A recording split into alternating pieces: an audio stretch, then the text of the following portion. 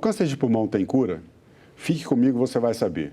Uma aliança reúne entidades médicas especializadas no assunto para tentar reverter o que pode ser um dos maiores desafios no combate à doença, o diagnóstico tardio, que infelizmente tem resultado em altas taxas de mortalidade.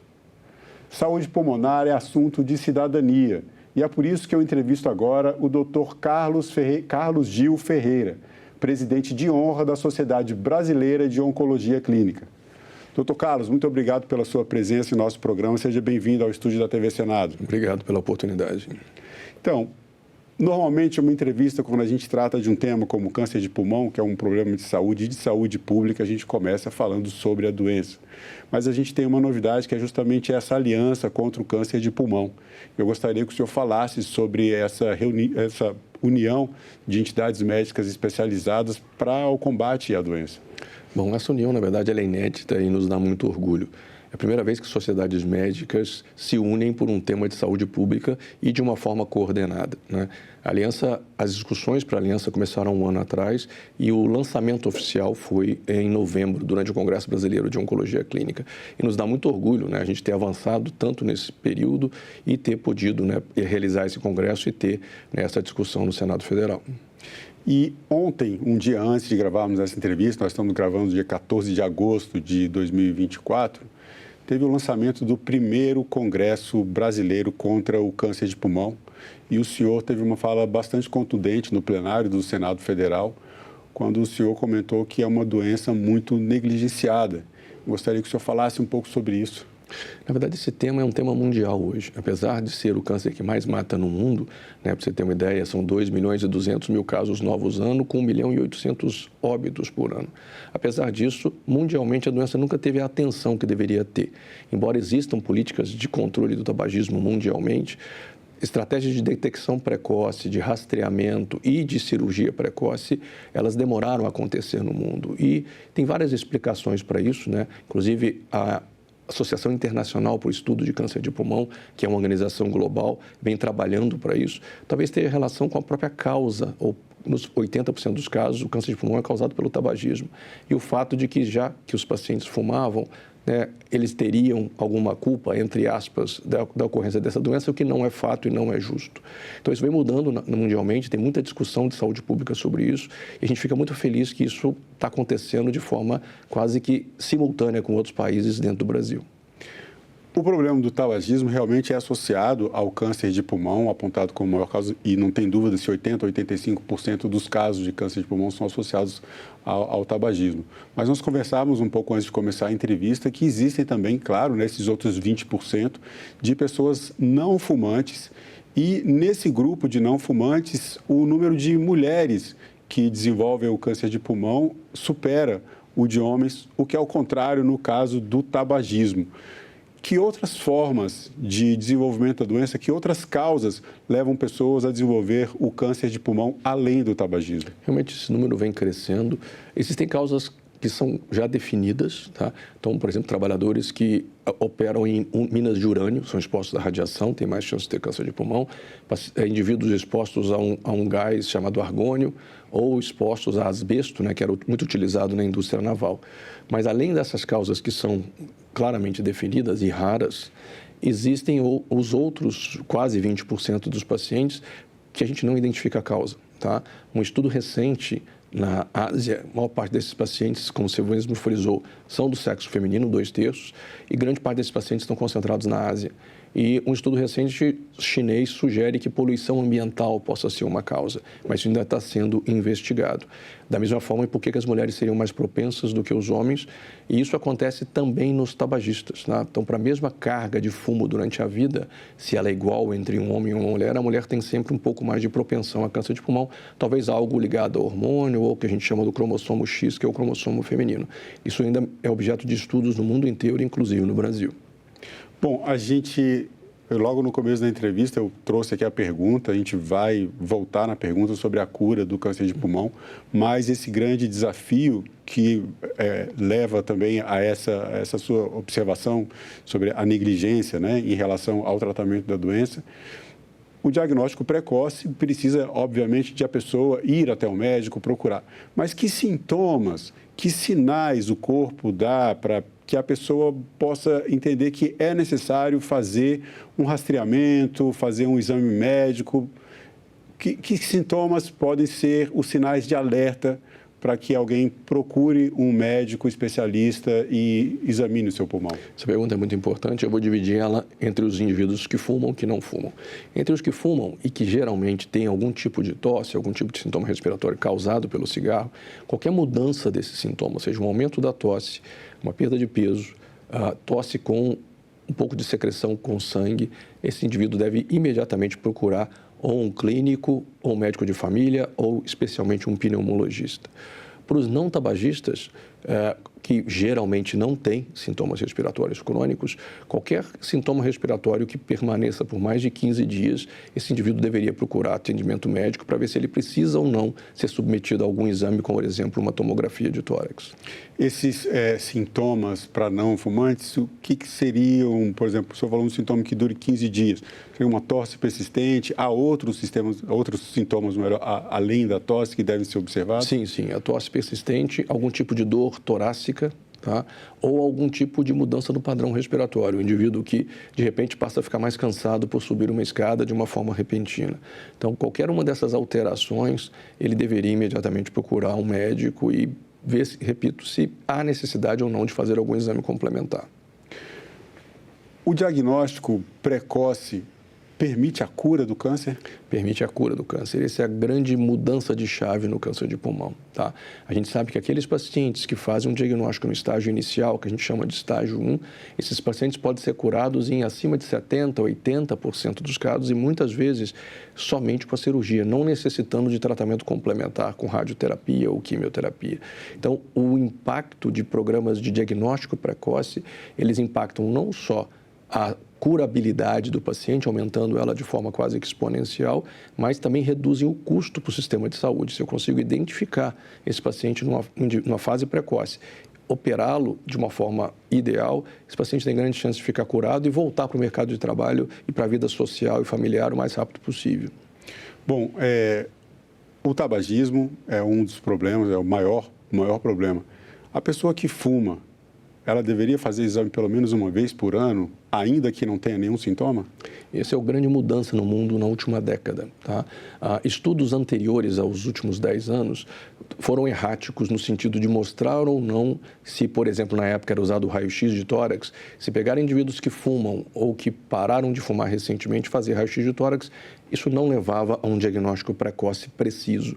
No entanto, estudos da última década baseados em tomografia computadorizada, especialmente uma modalidade de tomografia chamada tomografia de baixa dose, vários estudos americanos, europeus, mostraram que você consegue sim fazer diagnóstico precoce e, mais importante, você consegue reduzir a mortalidade desses pacientes. Baseado nesses estudos, vários países do mundo adotaram o rastreamento para câncer de pulmão, né? Países especialmente da Europa, Estados Unidos e Ásia, e vem tendo resultados muito interessantes nesse sentido. Então, você de fato consegue, naquele paciente, e aí vou te citar algumas características quem deveria fazer esse tipo de exame. Indivíduos acima de 50 anos que tenham fumado por mais de 20 anos, né? Esses pacientes têm outras especificações, mas esses pacientes deveriam, orientados por um médico, né? Um médico de família, um clínico e um pneumologista, realizar tomografias de tórax periódicas para tentar identificar essas lesões precocemente. Bom, claro, também as pessoas que trabalham expostas a algum desses gases que o senhor citou aqui também deveriam ter esses exames periodicamente feitos, com certeza. Tem um projeto de lei que tramita no Senado e também foi assunto, né, do lançamento do primeiro Congresso Brasileiro contra o câncer de pulmão, que é o projeto de lei 2550 de 2024. Esse projeto de lei pretende estabelecer diretrizes justamente para políticas públicas de prevenção contra o câncer de pulmão. Gostaria que o senhor falasse um pouco sobre as principais diretrizes, o que esse projeto de lei pode trazer de benefício, de reforço nesse combate à doença. Isso é muito importante, tá? Como eu falei, né, o rastreamento para câncer de pulmão, ou seja, você tentar, né, identificar os pacientes antes deles terem sintomas, aumenta a curabilidade. Então, a deputada Flávia Moraes foi muito feliz em propor esse projeto de lei, né? E por quê? Porque ele cria uma diretriz para que, de fato, a gente possa ter dotação orçamentária para fazer essas análises. Não é tão simples, tá? Porque você precisa não só de tomógrafos disponíveis num país continental como o nosso, mas para que naqueles pacientes que você identifique um nódulo que seja suspeito de ser maligno, que você tenha agilidade para fazer uma biópsia e, eventualmente, operar esse paciente. Então, esse projeto ele nos ajuda a esquematizar toda essa linha de cuidado. Né? Nessa audiência de ontem que você mencionou no Senado, né, o secretário da Atenção de Saúde, Massuda, teve presente e colocou a posição do Ministério, que o Ministério é favorável a essa detecção precoce, mas a gente precisa montar essa estrutura. E o projeto de lei vai nos ajudar nessa estruturação do sistema de saúde para dar conta dessa demanda. Foi citado também nessa audiência a questão da distribuição dos profissionais de saúde, especialmente para a realização da biópsia. Esse é um dos gargalos desse sistema que está sendo montado para prevenir o câncer de pulmão. Esse é o maior gargalo, tá? Por quê? Porque a biópsia de um nódulo suspeito, ela pode ser feita de duas maneiras. Através de um exame chamado broncoscopia, né, que você vai dentro da árvore respiratória do paciente e biopsia, ou através de uma punção guiada por tomografia de um nódulo que pode estar mais na periferia do tórax. Mas ambos os exames precisam de uma estrutura, pelo menos de um hospital-dia para serem realizados, e os pacientes têm que ser anestesiados, então não é uma coisa que seja simples de ser feita num consultório médico. Tá? Então, essa estrutura não está disponível no Brasil como um todo, tá? Nem mesmo na saúde suplementar isso é tão fácil de ser realizado. Então, você precisa ter centros especializados, médicos capazes de fazer essa análise e depois da biópsia, né? Um outro gargalo que foi discutido ontem e está sendo discutido durante o Congresso é a análise do material pelo patologista. Tá? Então, a Sociedade Brasileira de Patologia faz parte da aliança e ela vem trabalhando para que a gente amplie a treinamento e capacitação dos patologistas para dar esse diagnóstico. Então, essa linha de cuidado que a gente chama, desde o momento da identificação de um nódulo suspeito até a biópsia e a confirmação ou não da malignidade pelo patologista, a gente precisa ter isso muito estruturado e provavelmente a gente vai ter que criar alguns centros de referência em várias regiões do Brasil para que isso seja feito da forma mais rápida possível. Existem basicamente dois tipos de câncer de pulmão. Gostaria que o senhor explicasse para a gente como são esses dois tipos, pequenas células e não pequenas células, e as diferenças entre essas duas formas da doença. Essa classificação vem mudando muito recentemente, na última década, tá? Então, hoje, né, 80%, varia de país para país, mas 80% dos cânceres de pulmão são chamados de não pequenas células, vou voltar nesse tema, enquanto 20%, ou no Brasil menos do que isso, talvez 10%, 12%, sejam de pequenas células. O de pequenas células, quase na sua totalidade, está relacionado ao tabagismo, tá? Então, é um tumor mais agressivo, tá? Que costuma gerar, se espalhar, dar metástase muito mais precocemente. Ele ainda tem cura, principalmente se diagnosticado na fase precoce, mas é um tumor mais grave que, felizmente, vem caindo a incidência em países como o nosso, que tem políticas efetivas de diminuição do tabagismo. O câncer de pulmão não pequenas células representa aí 80% ou até mais dos casos. É o tipo mais comum hoje, como os números mostram, mas é aquele no qual a gente avançou mais, seja para fazer diagnóstico precoce, seja para tratar a doença avançada. E essa classificação vem evoluindo tanto que, para um dos subtipos do não pequenas células, chamado de adenocarcinoma, que é a grande maioria, existem pelo menos 20 subtipos moleculares. Então, hoje, por exemplo, se eu vou fazer um diagnóstico de câncer de pulmão, esse é um outro gargalo que a gente precisa resolver para essa doença, é necessário que o patologista analise, confirme o diagnóstico e o material vá para uma análise do genoma, para que eu possa subclassificar e aí definir o melhor tratamento para aquele paciente, se for necessário pós uma cirurgia. Então, é um conhecimento que vem evoluindo muito e esse conhecimento, na verdade, e o diagnóstico precoce é que vem fazendo com que a mortalidade por câncer de pulmão caia em alguns países do mundo. E os avanços no tratamento? O senhor falou das moléculas, desses exames genéticos. A medicina genética também avançou bastante. Nós fizemos uma entrevista aqui em 2021 sobre um estudo de um gene, uma mutação genética que é associada ao câncer de pulmão, a mutação genética com a sigla CRAS. E havia já ali, naquele momento, um avanço significativo de um tratamento chamado de alvo molecular. Eu queria que o senhor falasse sobre o estágio, né, o estado da arte desse tipo de tratamento, que avanços a medicina traz hoje para o tratamento da doença comparado com os modelos tradicionais de cuidados. Como um oncologista especializado em câncer de pulmão, a gente fica muito feliz com esses avanços, tá?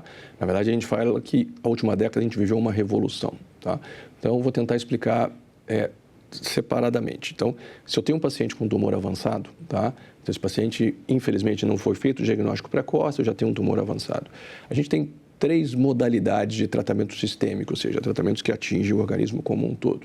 Um é a quimioterapia clássica, né, que quase todo mundo conhece, são drogas eficazes, mas que são genéricas na maneira de atacar a célula do tumor, mas ainda são muito importantes. O segundo modalidade é a terapia-alvo. O que é a terapia-alvo? É o identificar, como você mencionou, uma alteração genética específica da célula de câncer de pulmão e utilizar uma droga que seja direcionada para aquela mutação. É o chamado mecanismo chave-fechadura, ou seja, a chave só funciona se a fechadura estiver correta. Essa terapia-alvo revolucionou alguns tipos de tratamento, alguns subtipos de câncer de pulmão, e ela faz com que essa classificação, essa subclassificação molecular seja mandatória. E esse ainda é um gargalo hoje no Brasil, não só no sistema público de saúde, mas também no sistema da saúde suplementar. Mas a gente vem avançando bastante na última década nesse sentido. E a terceira modalidade é a imunoterapia. Essa talvez tenha sido a grande revolução. É um tipo de tratamento que medicamentos são venosos, mas eles não atacam a célula do tumor diretamente. Eles modificam e modulam o sistema imunológico do paciente a lutar contra a doença. E você pode associar alguns desses tratamentos. Qualquer uma dessas modalidades, especialmente a imunoterapia e a terapia-alvo, tem feito com que a tempo de vida, a sobrevida dos pacientes depois do diagnóstico de uma doença avançada tenha evoluído ou crescido em até 5 vezes o que era há 10 anos atrás. Então, hoje os pacientes, felizmente, eles vivem mais e vivem muito melhor do que eles viviam no passado. Ainda tem muita coisa a ser feita, né? Ainda muito avanço. E, sobretudo, que seria o mundo ideal, a gente evitar que esse paciente chegue nesse estágio avançado, a gente possa fazer o diagnóstico o mais precocemente possível. E aí a gente volta para o que, vamos dizer, o núcleo dessa nossa conversa, né? O foco, que é justamente esse trabalho de conscientização que a Sociedade Brasileira de Oncologia Clínica, junto com a Aliança contra o câncer de pulmão, vem fazendo. O senhor falou em metástase, agora eu queria que a gente falasse um pouco sobre isso no sentido de alertar as pessoas que estão assistindo essa entrevista a importância do diagnóstico precoce. Depende muito do paciente buscar o atendimento médico, buscar fazer os exames. Nós citamos aqui as principais causas e aquelas pessoas que deveriam fazer voluntariamente esses exames regulares como forma de chegar ao tratamento na fase inicial com todos esses avanços. Isso facilita bastante a cura. Sem dúvida. Né? Agora, sobre a metástase, quais são os órgãos que podem ser atingidos pelo câncer de pulmão se o diagnóstico não for feito a tempo? O câncer de pulmão, por si só, é uma doença agressiva, né? Como eu falei, o de pequenas células até mais agressivo do que não pequenas. Mas os locais de metástase mais comuns, tá? São geralmente o osso, geralmente fígado, né? Glândulas suprarrenais, né? E o cérebro, tá? Então, esses são os locais mais comuns. Então, toda vez que você identifica um paciente com câncer de pulmão que esteja avançado, ou mesmo um diagnóstico precoce, você precisa rastrear esse paciente ou identificar o ponto de metástase ou, idealmente, descartar essa metástase. Então, geralmente, são os sítios mais comuns e quando isso acontece, né, esses tratamentos que a gente mencionou aqui, quimioterapia, terapia-alvo e imunoterapia, agem sobre esses sítios de metástase também de forma, na maioria das vezes, eficaz. Durante o evento de lançamento do primeiro Congresso Brasileiro contra o Câncer de Pulmão, realizado aqui no Senado, nós falamos um pouco sobre esse evento no início da entrevista, a deputada Flávia Moraes, ela citou também uma outra proposta legislativa que pretende instituir o mês de agosto como uma efeméride, né, um mês de conscientização sobre a doença, instituindo o que seria o agosto branco. Qual a importância de estabelecer uma data como essa? Por que o mês de agosto? Na verdade, é um momento de conscientização. Então, você só consegue mudar aquele cenário que a gente conversou de doença negligenciada se toda a população estiver ciente da gravidade da doença e de que é uma doença passível de prevenção, primeiro, e passível de diagnóstico precoce. Então, ter uma data oficial para isso, né, e ter isso, né, de uma maneira sistemicamente divulgado, com certeza vai ter um impacto positivo na adesão a estratégias de diagnóstico precoce e nos indivíduos, pelo menos, procurarem atendimento médico para saber se eles precisam ou não ser submetidos a algum tipo de exame. Vamos falar um pouco aqui sobre a saúde pulmonar. Agora a gente, né, tem essa preocupação, existe a preocupação do rastreamento, o projeto de lei que tramita na casa, que é para instituir essas políticas públicas de prevenção da doença, mas anterior ao diagnóstico precoce, anterior ao rastreamento, os cuidados com a saúde, especialmente com a saúde pulmonar. Eu queria que o senhor falasse um pouco sobre isso, né? O que as pessoas podem fazer para evitar desenvolver essa doença? Então, na verdade, óbvio, né, o mais importante para quem fuma, parar de fumar, e para quem vive com alguém que fuma, né, tentar que essa pessoa pare, porque o fumo passivo também aumenta o risco de câncer de pulmão. Mas outras atividades que podem reduzir o risco de câncer em geral, e câncer de pulmão é um deles, é uma alimentação saudável, praticar exercício físico, reduzir a obesidade. Tá? Então, isso vale para todos os tumores, mas a gente sabe que, especialmente, né, a atividade física reduz, sim, o risco de câncer de pulmão, mesmo indivíduos que fumam. Tá? Então, esses cuidados que valem para a saúde cardiovascular, valem para outros tipos de câncer, também valem para o câncer de pulmão. Agora, essa é uma pergunta bastante delicada, mas eu acho importante trazer esse tema aqui, porque isso envolve muito também a juventude brasileira. Há uma discussão na sociedade sobre o uso da cannabis. Eu vou dizer aqui, na palavra mais conhecida, o uso da maconha, que tem uso recreativo pela fumo também, né? As pessoas fumam. E há um mito, há uma certa crença de que o cigarro causa o câncer de pulmão, mas que o fumo também, aquele fumo de rolo, fumado da roça, mas tratando especificamente da maconha, eu queria que o senhor falasse para a nossa juventude sobre os riscos que esse consumo também pode trazer, se traz também esse risco de desenvolvimento do câncer de pulmão. Bom, o uso eventual de um cigarro de maconha, não existe um estudo associando ao câncer de pulmão. Tá? É óbvio que isso depende da intensidade, da qualidade do que é fumado, mas não existe uma relação direta. Existem, sim, outros impactos para a saúde, não relacionados ao câncer de pulmão. Em relação ao fumo de rolo, que você mencionou, sim, existe o risco de câncer de pulmão, tá? Porque esse risco está associado a quê? Está associado ao calor, né, da fumaça que é inalada e aos produtos químicos que ali estão. Tá? Então, repito, em relação a um eventual uso de um cigarro de maconha ou de cannabis, nenhum estudo até hoje foi capaz de identificar esse risco de câncer de pulmão, mas isso não encoraja as pessoas a utilizar. Né? Na verdade, outros impactos para a saúde existem. Tá? Existem outras substâncias que podem levar ao desenvolvimento do câncer de pulmão, até o consumo de álcool, por exemplo? Não, o consumo de álcool não necessariamente, tá? Na verdade, quando associado ao tabagismo, parece que ambos são sinérgicos, eles aumentam, um aumenta o risco do outro. E é muito comum as Exatamente, pessoas que fumam, beberem ou quando bebem, fumarem mais. Exato. A gente sabe que essa associação de tabagismo e etilismo aumenta o risco, por exemplo, de câncer de cabeça e pescoço, né? Mas tem alguns estudos pequenos na Ásia que sugerem que também aumenta o risco de câncer de pulmão. Na verdade, o álcool, a cada vez mais a gente começa a ver estudos se relacionando com vários tipos de câncer, muito mais do que a gente imaginava inicialmente. Mas é uma realidade. Eu acho que qualquer hábito saudável e reduzir o consumo de álcool é sempre um hábito saudável, com certeza tem impacto na saúde pulmonar. Bom, eu falei no começo da entrevista que saúde pulmonar é assunto de cidadania, o rastreamento, o diagnóstico precoce, a conscientização sobre a doença também são assuntos de cidadania. E agora eu pergunto para o senhor, na sua opinião, o que é a cidadania? Bom, pensando como médico, né, cidadania para mim é poder fazer alguma coisa que ajude meu país ou minha população. Então, essa questão é uma contribuição que eu posso deixar. Eu acho que essa iniciativa da aliança da sociedade, dos médicos, é uma ação de cidadania, né? Eu acho que o impacto que isso vai ter para o nosso país, no curto e médio prazo, é muito grande. Bom, doutor Carlos Gil Ferreira, presidente de honra da Sociedade Brasileira de Oncologia Clínica, mais uma vez agradeço pela sua presença em nosso programa. Obrigado pelo seu tempo e pela entrevista. Obrigado pela oportunidade. E eu agradeço também a você que acompanha a programação da TV Senado. Assine o canal da TV Senado no YouTube, ative as notificações e acompanhe toda a produção do Poder Legislativo diretamente da fonte. Na TV Senado, democracia todo dia.